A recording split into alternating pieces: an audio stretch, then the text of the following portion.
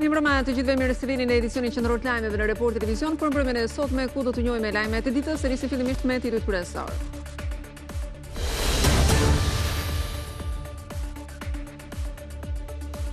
Sulmet e sotme izraelite ndaj Libanit me të paktën 100 viktima dhe mbi 700 të plagosur, po vënë pikpyetje janë pushimi 2 javor mes Shtetet Bashkuara të Amerikës dhe Iranit.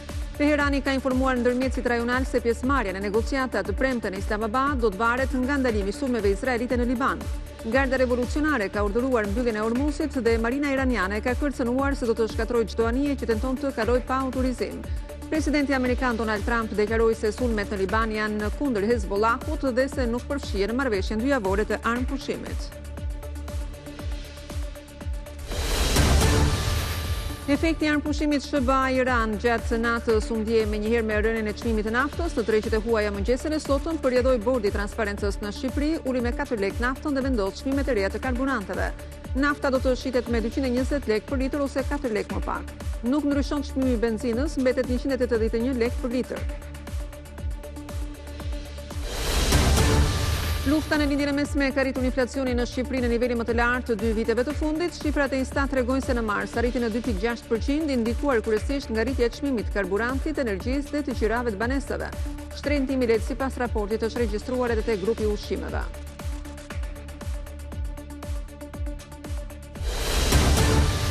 Ilir Meta do të mbetet në burg edhe me vendim të gjykatës kushtetuese. Masën e sigurisë ndaj tij e ka legjitimuar edhe institucioni më i lartë i drejtësisë në vend. Kushtetuesja thotë se arresti me burg ndaj Metës është marrë bazuar në dyshim të arsyeshëm, i cili mbështetet në fakte dhe informacione, ndaj konsiderohet si i lishëm dhe proporcional. Kërkesën e Metës për mënyrën se si u arrestua, gjykata kushtetuese thotë se nuk e ka marrë fare në shqyrtim, pasi ngjarja po hetohet nga Prokuroria e Tiranës.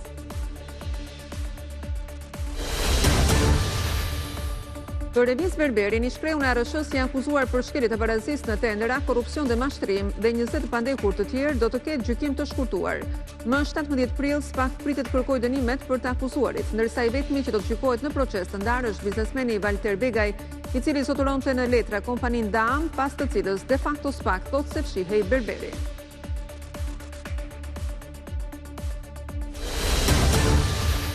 Një vendim i fundit i qeverisë i cili forcon rregullat për menaxhimin e mbetjeve spitalore për herë të parë i lë përgjegjësie të qytetarëve.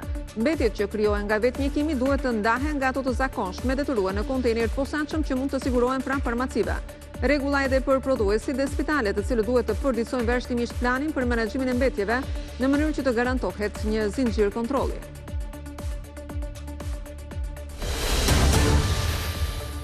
Dita ndërkombëtare i gjenantarët e komunitetit rom me sfida është të përditshme, i tillë është edhe Eduard Koçi, 50 vjeçari nga Fieri, i cili në moshën 35 vjeçare arriti të kryente studimet e larta për drejtësi, me qëllimin e vetëm për t'i dhënë fund diskriminimit përmes njohjes së ligjeve.